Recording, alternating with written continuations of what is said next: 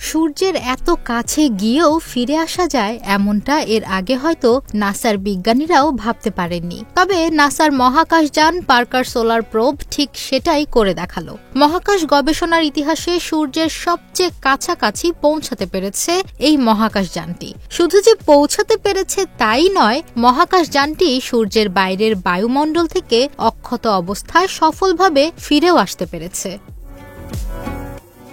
গত ২৪ December solar প্রোবটি সূর্যের বাইরের বায়ুমণ্ডলে প্রবেশ করার পর প্রতিকূল পরিবেশের কারণে নাসার সাথে যোগাযোগ বিচ্ছিন্ন হয়ে পড়ে। তবে শুক্রবার বাংলাদেশ সময় সকাল ১১টায়, জিএমটি সময় সকাল ৫টায় বিজ্ঞানীরা পার্কার সোলার প্রোব থেকে একটি সিগন্যাল পেয়েছেন বলে জানিয়েছেন।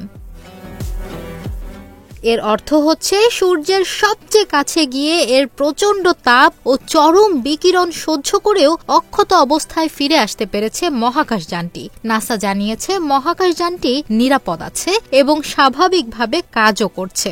এখন প্রশ্ন হচ্ছে, মহাকাশযানটি সূর্যের কত কাছে পৌঁছাতে পেরেছিল?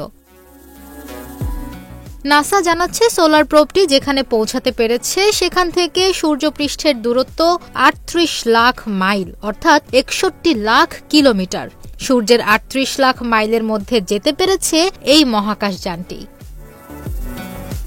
পৃথিবী থেকে সূর্যের দূরত্ব যেখানে ৯,৩০,০০,০০০ মাইল, সেখানে নাসার পার্কার সোলার প্রোবটি সূর্যের মাত্র ৩৮ লাখ মাইল দূরে পৌঁছাতে সক্ষম হয়েছে। উল্লেখ্য, পৃথিবী থেকে চাঁদের দূরত্ব ২,৩৮,৮৫৫ মাইল।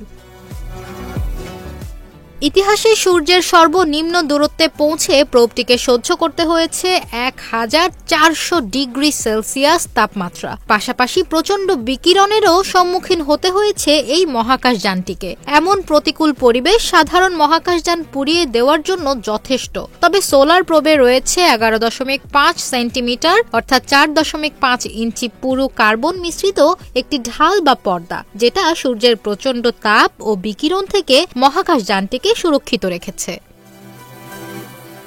নাসার তৈরি পার্কার সোলার প্রোবটি মহাকাশে যাত্রা শুরু করে ২০১৮ সালে। এখন পর্যন্ত এটি ২১ বার সূর্যকে প্রদক্ষিণ করেছে এবং প্রতিবার একটু একটু করে সূর্যের কাছাকাছি পৌঁছেছে। প্রোবটিতে সুরক্ষা ঢাল বা পর্দা থাকলেও মহাকাশযানটিকে সূর্যের কাছাকাছি পৌঁছে দিতে আরেকটি কৌশলের আশ্রয় নিতে হয়েছে বিজ্ঞানীদের, আর তা হচ্ছে প্রোবটির প্রচণ্ড গতি।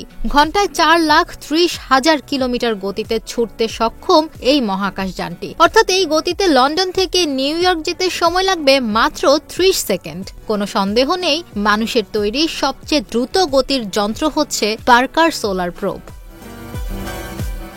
এই গতিকে কাজে লাগিয়েই সূর্যের বায়ুমণ্ডলে দ্রুত ঢুকে আবার দ্রুত বেরিয়ে আসতে পারে প্রোবটি। মূলত এই কৌশলেই সূর্যের এতটা কাছে যেতে পেরেছে নাসার এই অভিনব মহাকাশযান।